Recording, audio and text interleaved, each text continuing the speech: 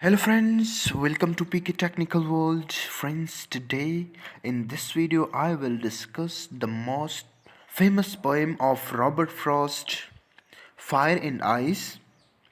दोस्तों आज की इस वीडियो में मैं आप लोगों को रॉबर्ट फ्रॉस्ट की एक most famous poem fire and ice के बारे में बताऊंगा, लेकिन इससे पहले मैं आप लोगों को रॉबर्ट फ्रॉस्ट के बारे में कुछ इन्फॉर्मेशन देना चाहता हूं।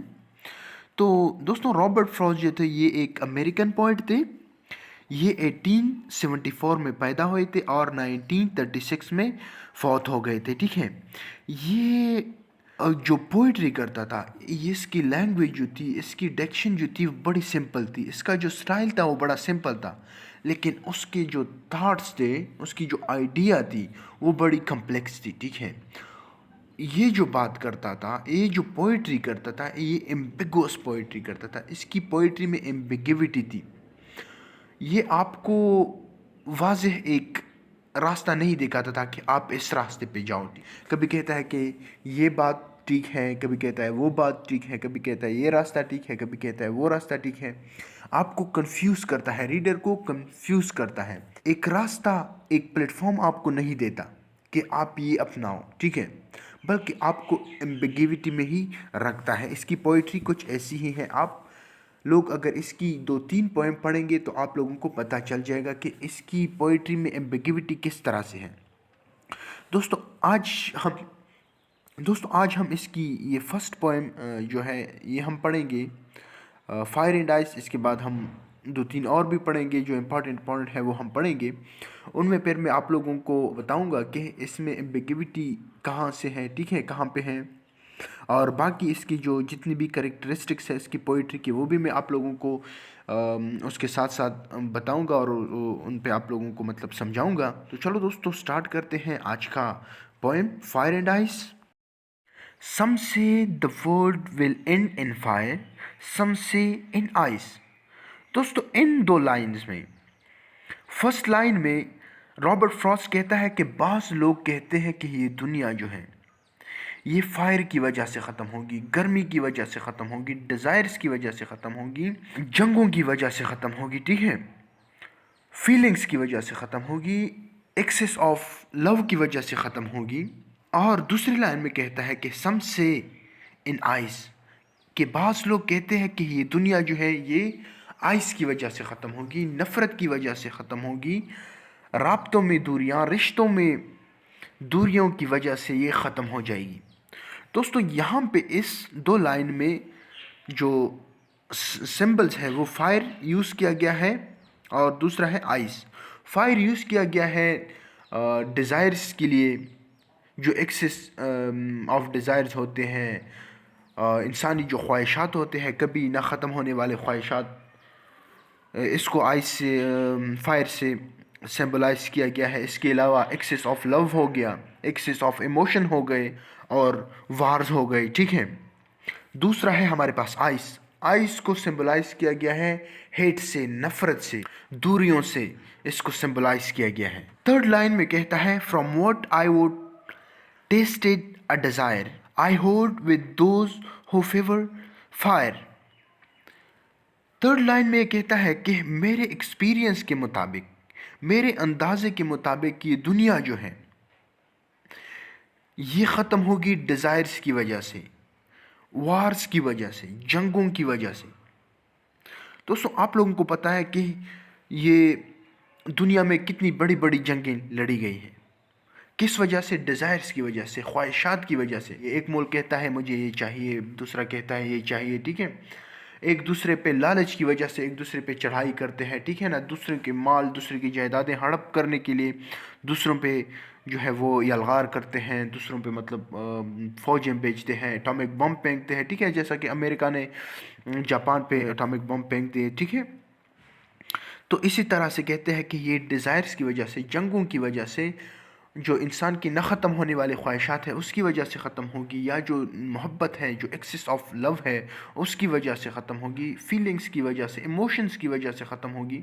दोस्तों जैसा कि आप लोगों को पता है कि कोई भी चीज़ अपने हद से बढ़ जाए तो वो डिस्ट्रक्शन पैदा करती है, चाहे वो लव हो, चाहे वो वार हो, चाहे वो हेट हो, जो भी हो। اگر وہ اس میں اعتدال نہ ہو، اس میں برابری نہ ہو، اس میں مطلب بیلنس نہ ہو، تو وہ ڈسٹرکشن پیدا کرتی ہے، ٹھیک ہے. I hold with those who favour fire. دوستو کہتا ہے کہ میں ان لوگوں کی ویف کے ساتھ متفق ہوں، ان لوگوں کے ساتھ ہوں جو کہتے ہیں کہ یہ دنیا جو ہے یہ ڈیزائرز کی وجہ سے ختم ہوگی، فائر کی وجہ سے ختم ہوگی. یہ یہاں پہ اپنا ایکسپیرینس پیش کرتا ہے کہ میرے اندازے کے مطابق یہ دنیا جو ہے یہ ڈیزائرز کی وجہ سے ختم ہوگی، فائر کی وجہ سے ختم ہوگی. حالانکہ اس نے جو فرسٹ 2 لائن تھے اس میں کہا کہ لوگ کہتے ہیں کہ یہ دنیا جو ہے فائرز کی وجہ سے ختم ہوگی، اور بعض لوگ کہتے ہیں کہ نہیں آئس کی وجہ سے. لیکن میرے اندازے کے مطابق یہ دنیا جو ہے یہ آگ کی وجہ سے، فائر کی وجہ سے، ڈیزائرز کی وجہ سے ختم ہو جائے گی، ٹھیک ہے. اور میں ان لوگوں کے ساتھ ہوں جو لوگ کہتے ہیں کہ یہ دنیا جو ہے یہ ڈیزائرز یا فائر کی وجہ سے ختم ہوگی. اب دوستوں 5th لائن میں یہ کہتا ہے but if it had to perish twice.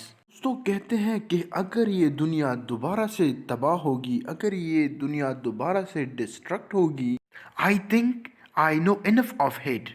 تو میرے خیال میں مجھے پکا یقین ہے کہ اس دنیا کو ڈسٹرکٹ کرنے کے لیے ہیٹ ہی کافی ہے، نفرت ہی کافی ہے، رشتوں میں دوریاں ہی کافی ہیں کہ یہ دنیا جو ہے یہ آئس ہی تباہ کر دے گی. To say that for destruction ice in would suffice. اور اس دنیا کی ڈسٹرکشن کے لیے آئس ہی کافی ہے، نفرت ہی کافی ہے کہ اس دنیا کو اجاڑ دیں.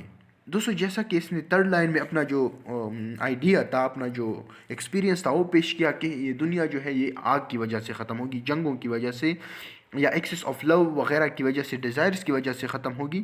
لیکن کہتا ہے کہ نہیں، یہ دنیا جو ہے یہ ختم ہوگی ہیٹ، نفرت کی وجہ سے. یہ نفرت جو ہے ان جنگوں سے بھی زیادہ خطرناک ہے، کیونکہ دوستوں آپ لوگوں نے دیکھا کہ world war first, world war second یہ لڑی گئی، کتنی بڑی بڑی جنگیں، لاکھوں کروڑوں لوگ اس میں مر گئے، ٹھیک ہے. لیکن پھر بھی یہ دنیا جو ہے یہ ختم نہیں ہوئی.